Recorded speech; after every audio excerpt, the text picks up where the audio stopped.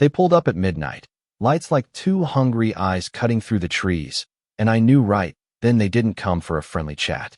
I stepped onto the porch and Grandpa leaned in the doorway, hands steady. The old Remington resting on his knee looked at them like he'd been waiting his whole life for this.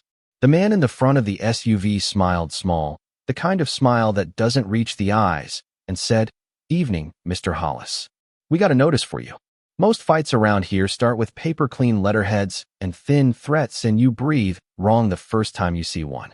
Cedar Hollow had been ours for 4 generations, a place of bent fences and apple trees that remember your name.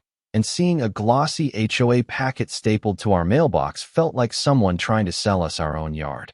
At first it was small stuff, a note about exterior clutter, a polite email about community standards, a fine that arrived with no signature but a lot of weight. You fold those things into your life like an ache and hope they'll go away. We did the sensible things. We documented photos, dates, witness names. We met with a county planner, Lisa Carmichael, who said, "You have rights if you can prove them." And for a week that felt like armor. We put up motion cameras. Grandpa liked them because they reminded him of sitting blind on a cold morning, waiting for a deer, and I kept binders of printouts that smelled like late nights and coffee. I believed the paperwork would be enough. I believed truth had a way of straightening crooked things. I was wrong. Their tactics shifted like tide. They stopped leaving notes and started showing up, parking down the lane, walking in boots heavy with purpose. Once Pete from 2 farms over stopped by, eyes wide, and said, "They look like cops." We laughed that off because a cop without a badge is just a man, but the night the SUV rolled in, the men wore white vests that read "Community Enforcement" in vinyl, like a costume you buy when you want to scare a neighbor. They had crowbars. They had that certain arrogance that comes from thinking rules bend for you. When they stepped toward the porch, the air got thin. Grandpa didn't shout, had a way of being still that made everything around him talk too much. The tall man spoke first, all rehearsed civility. "Sir, we've been authorized to remove hazards." He raised the crowbar like he was opening a sermon. If he'd shown a badge or handed a paper, we could have argued. Instead, he stepped too close and said things that meant force before reason. I remember the sound like a broken branch, one sharp report and then confusion, then a second. 2 men went down, the blood dark and awful on the gravel, and the leader froze with the crowbar slipping from his hands. He kept saying, "You don't have to do this," as if repeating the line would make it true. Grandpa didn't gloat. He spoke low, "You started it," and ordered him to call the county if he wanted to continue. We never wanted that night. We wanted the letters to mean what they said. But sometimes rules wrapped in nice paper are a way to get someone else to do your dirty work. The aftermath: blurred sirens carving the dark, deputies making halos out of flashlights, paramedics moving with a kind of speed I only see in training footage. Our cameras, grainy but honest, caught most of it and later became the spine of our case. As deputies dug, phone records surfaced, receipts for the vest traced back to a card in Marion Voss's name.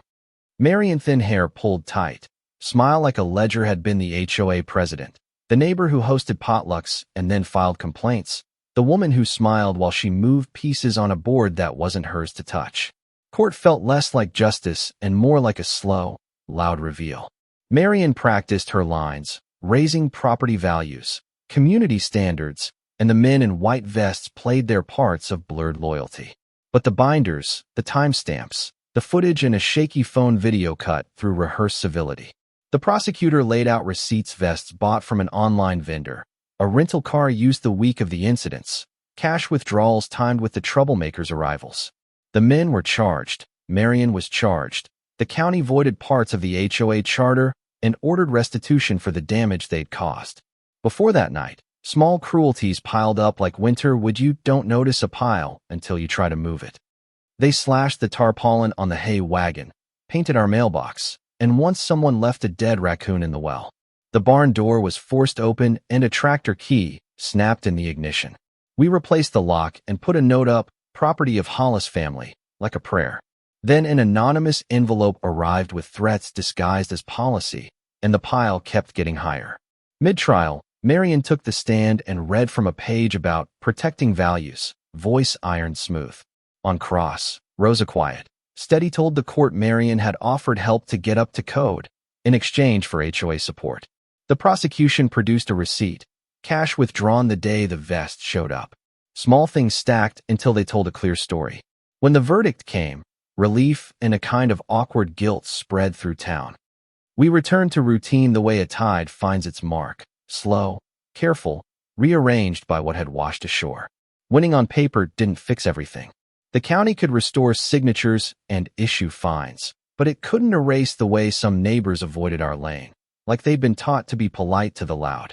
Grandpa would wake at night and walk the fence line, checking posts as if nails could hold back the past.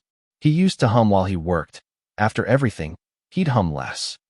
He'd sit on the porch in the late light and tell me stories about his father digging a drainage ditch with a mule and neighbors swapping sugar and favors without a mediator, stories that felt like instruction in how a community once worked. There were smaller moments that mattered as much as the headlines: the neighbor who quietly left a casserole after the hearing, the teenager who brought Grandpa a bottle of oil for his shotgun with a note that said, "Sorry you had to do that," the county planner who called to say they'd tighten oversight on associations. Those are the threads that remind you not all of the town changed. They matter because justice on paper doesn't always smooth a night's echo in your bones. I won't pretend the porch showdown was a clean moral. It wasn't heroic in any movie, since there were mistakes and costs and the faces of men who would now carry a wound whether the law forgave them or not.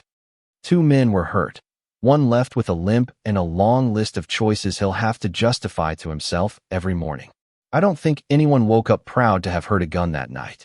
We didn't want blood, but there are ways to wield power that look like paperwork and sound like civility. And when someone uses community as a cover for personal gain, the hurt lands on people who can least afford it. This story is about defense and papers and the strange ways community can fracture when someone decides their taste is law. It's about my grandfather and how, in his quiet way, he stood aligned and asked the rest of us to remember that land isn't just dirt, it's memory, work, and the names of people who came before you. It's about how the law can be a shield for the well-off and a weapon against the small unless someone stands up and says no. So here's the question I leave you with. When the rules look like they favor those with time and money, does the moral line blur? Did we do right by standing our ground on that porch? Or should there always be another way? Would you have stayed, or would you have walked away? Drop where you're watching from. Tell me if you'd have acted the same, and if you've ever had a neighbor weaponize the rules against you. If this landed with you, like and subscribe for more. Share it with someone who needs to hear that sometimes the thing that looks like law is just a story someone wrote to move you off the page.